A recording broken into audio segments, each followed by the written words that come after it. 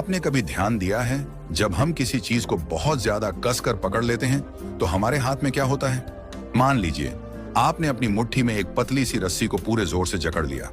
शुरुआत में आपको लगता है कि आपकी पकड़ मजबूत है, कि आप हार नहीं मान रहे। लेकिन जैसे जैसे समय बीतता है, वो रस्सी आपके हाथ की त्वचा में धंसने लगती है।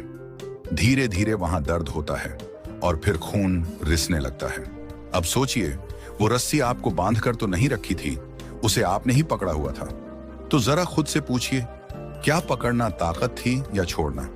ज्यादातर लोग यहीं उलझ जाते हैं। हम सोचते हैं कि छोड़ देना मतलब हार मान लेना है, कमजोरी दिखाना है।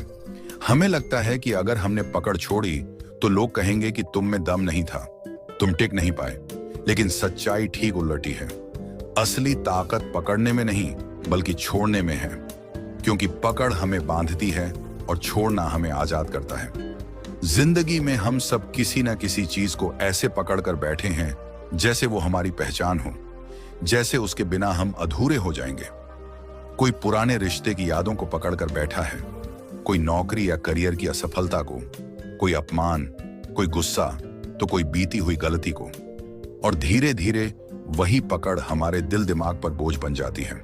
लेकिन क्या कभी सोचा है, ये पकड़ हमें क्या दे रही है? सुकून या सिर्फ दर्द? गौतम बुद्ध ने कहा था, सभी दुखों की जड़ आसक्ति है, यानी अटैचमेंट ही सफरिंग का मूल कारण है।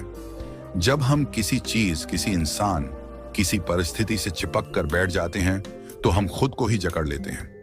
हमारे जख्म भरने की बजाय और गहरे होते जाते हैं। यह वैसा ही है जैसे किसी पुराने घाव को बार बार खुरचते रहना और फिर शिकायत करना कि घाव क्यों नहीं भर रहा। छोड़ने का मतलब ये नहीं कि आप भूल जाएंगे या आपको परवाह नहीं होगी।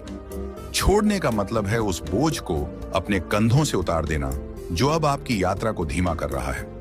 जब हम छोड़ते हैं तो हमारे भीतर हीलिंग शुरू होती है। एक ताजी हवा की तरह हल्कापन महसूस होता है, जैसे किसी ने आपके अंदर से सारा बोझ खींचकर बाहर निकाल दिया हो। जरा सोचिए, अगर आप हर पल अतीत को पकड़े रहेंगे तो वर्तमान का आनंद कैसे लेंगे? ये वैसा ही है जैसे कोई इंसान पानी की मुट्ठी भरकर पकड़ना चाहे। जितना कसकर पकड़ेंगे उतना ही पानी बाहर निकल जाएगा और अंत में क्या बचेगा? सिर्फ खालीपन और थकान।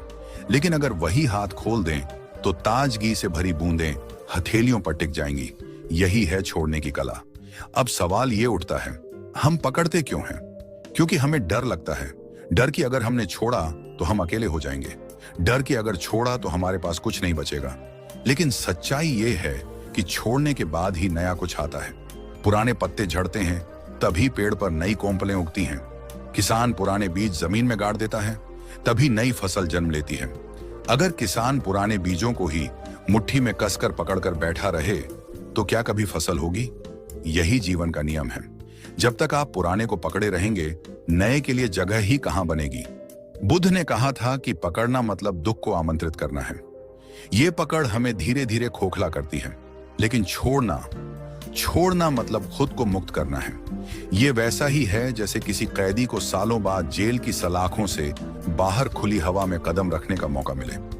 वो हल्कापन, वो राहत, वो आजादी, छोड़ने में वही एहसास है। तो जरा खुद से पूछिए, आपके जीवन में कौन सी चीज है जिसे आप अब तक छोड़ नहीं पाए?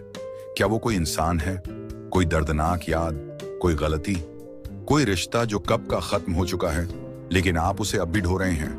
क्या वो पकड़ आपके जख्म भर रही है या और गहरा कर रही है? पकड़ आपको डर देती है, छोड़ना आपको विश्वास देता है।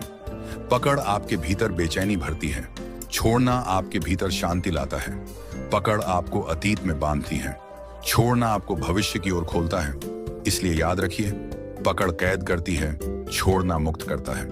पकड़ चोट देती है, छोड़ना उपचार करता है। पकड़ घाव गहरा करती है, छोड़ना घाव भर देता है।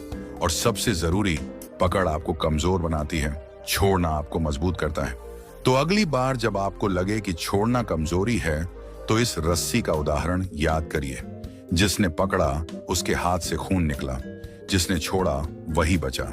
असली ताकत वही है जहां आप छोड़ पाते हैं।